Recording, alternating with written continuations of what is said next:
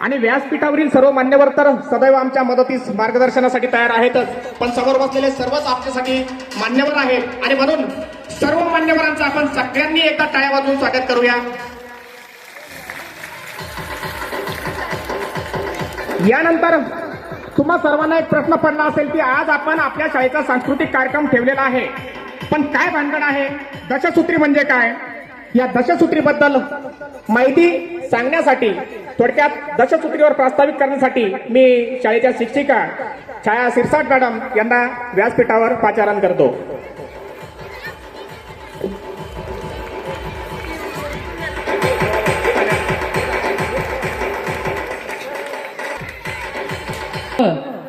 रसिक प्रेक्षकांचं तसंच मान्यवरांचं जिल्हा परिषद प्राथमिक शाळा मोडाखुर्द तर्फे शब्दसुमनांनी पुनश्च एकदा स्वागत.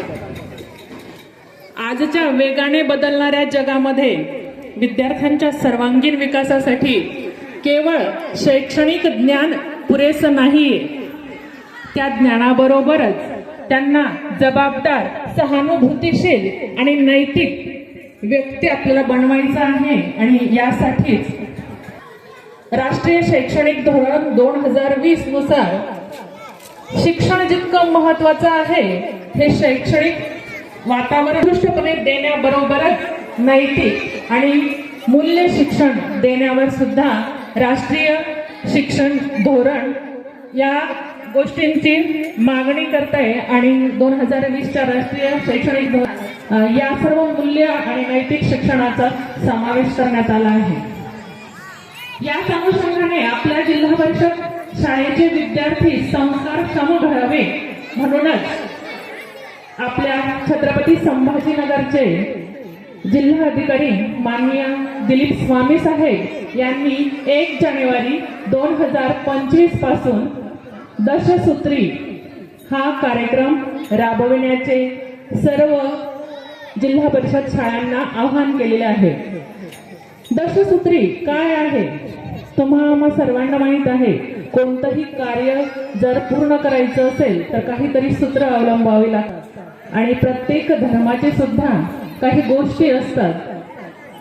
जसं बौद्ध धर्मामध्ये पंचशील तत्व सांगितले आहेत, हिंदू धर्मामध्ये 16 संस्कार सांगितले आहेत, तसंच आपल्या विद्यार्थ्यांना संस्कार क्षम करण्यासाठी दशसूत्री स्वामी साहेबांनी सांगितले आहे. काय आहे ही दशसूत्री? तर दशसूत्री म्हणजे मुलांना कसं घडवायचं, कोणत्या गोष्टी पूर्वी घडून समाजातून मुलांवर संस्कार व्हायचे, पण आता तसे राहिलीये. कारण त्यांच्यावर मीडिया, आपण जे म्हणतो मोबाईल, टीव्ही या सर्व गोष्टींचा इतका भडीमार आहे की घरातील संस्कार त्यापुढे कमी ठरत आहेत.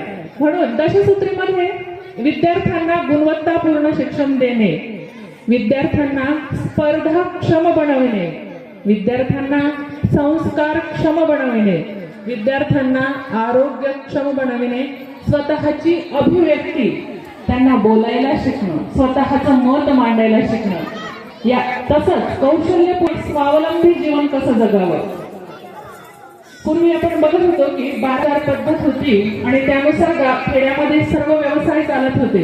आज त्या सगळ्या गोष्टी बंद झाल्या आहेत आणि स्वयंपूर्ण असलेले खेडे आता त्याप्रमाणे नाहीये. तर ह्या सर्व गोष्टी विद्यार्थ्यांना दाखवणे, आपल्या संस्कृतीची माहिती करून देणे, त्याचबरोबर तंत्रस्नेही विद्यार्थी घडविणे हे सुद्धा तितकंच महत्वाचं आहे. आजचं युग खूप अवघड झालंय. आपण काल परवाची स्वारगेटची शिवशाहीची बातमी सगळ्यांनी ऐकली असेल. महिलांचं जगणं किती अवघड झालंय हे तुम्हाला सर्वांना माहिती आहे. म्हणून महिलांना सन्मान देणं, त्यांच्या भावना समजून घेणं, या गोष्टींना सुद्धा आपल्या विद्यार्थ्यांना संस्कार घालावे लागणार आहे. त्याचबरोबर या अतिशय टेन्शनच्या वातावरणात, ताण असलेल्या जगामध्ये विद्यार्थ्यांना आनंददायी आणि नाविन्यपूर्ण शिक्षण सुद्धा आपल्याला द्यायचं आहे आणि नवीन ज्ञानावर त्यांना अद्यावत करायचं आहे. ही आहे दशसूत्री. आणि याच दशसूत्रीच्या धाग्यांचा आणि संस्कारांचा सुंदर असा शेला घेऊन आम्ही आपल्या समोर येणार होतो. संस्कारांच्या या धाग्यांबरोबर सर्व आनंदाचे आणि सुखाचे धागे होते. परंतु या शेल्यातील 2 धागे मात्र आज आनंदाबरोबर दुःख देणारे आहे. सर्वात प्रथम म्हणजे आमचे उर्दू माध्यमाचे विद्यार्थी आणि आमचे उर्दू माध्यमाचे सहकारी हे पवित्र रमजान महिन्यामुळे आज आमच्या सोबत नाहीये. आपण देखील या महिन्याचं पावित्र्य राखत आपण आपला कार्यक्रम करणार आहोत. खरं तर रमजान महिन्यामुळेच आपण कार्यक्रम महाशिवरात्रीला ठेवला होता. अगदी 8च दिवसात आम्ही या सर्व कार्यक्रमाची उर्दू माध्यमाने आणि आम्ही देखील फक्त 8 दिवसात तयारी केली होती साहेब. परंतु आमच्या ह्या कार्यक्रमाला काहीतरी नजर लागली असं म्हणायला हरकत नाही आणि ह्या दशसूत्रीतल्या धाग्यांमधले 2 धागे मात्र आम्हाला दुःख देऊन गेले. दुसरा धागा अतिशय संवेदनशील आहे. महाशिवरात्रीच्या दिवशी आमच्या शाळेतला यश गेला.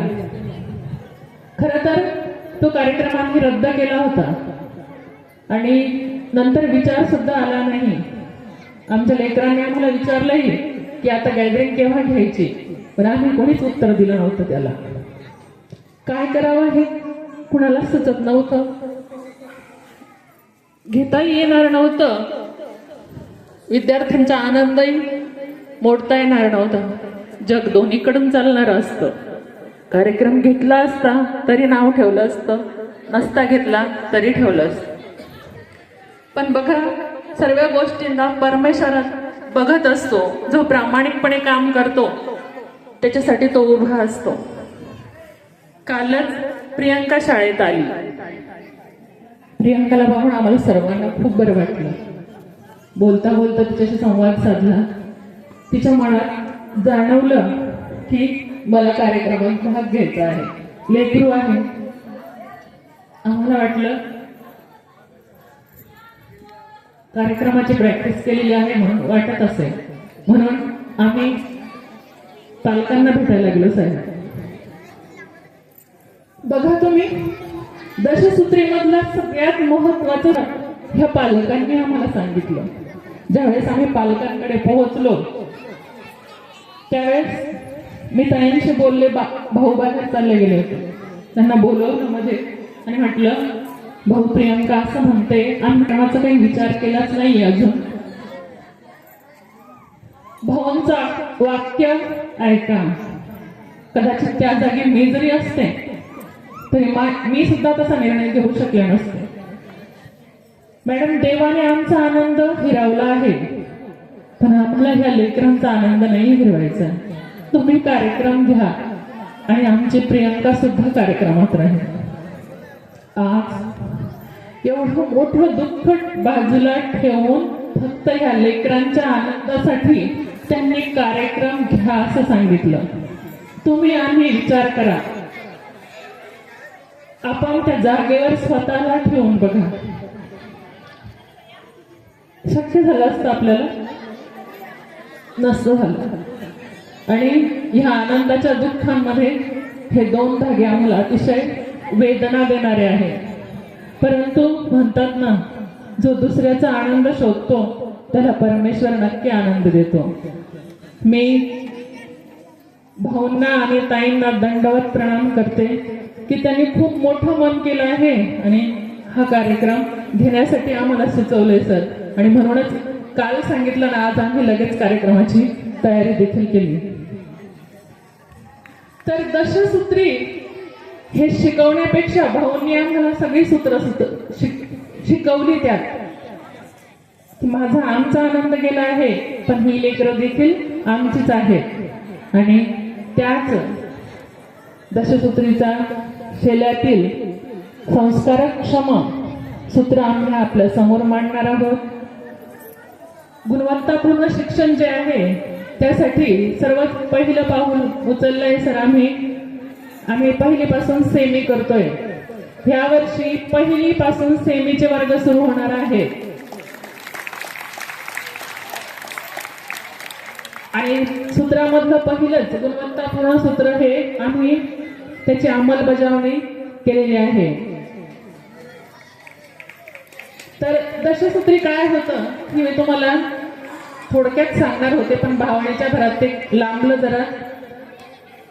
यानंतर आम्ही वर्षभर काय केलं आहे हे सांगण्यासाठी आपल्या समोर आपल्या शाळेतील शिक्षक आदरणीय खराटे सर येत आहेत. मी त्यांना विनंती करते की त्यांनी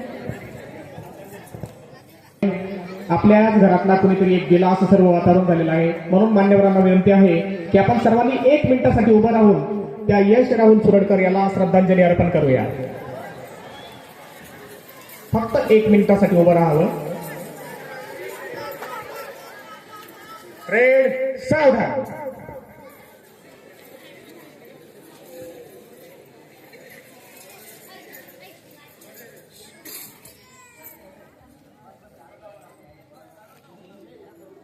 आराम से सगळ्यांनी खाली बसून घ्या. यानंतर मॅडमनी शेवटचं वाक्य सांगितलं होतं की आपण आपली शाळा पहिलीपासून सेमी इंग्रजी करतोय. आपण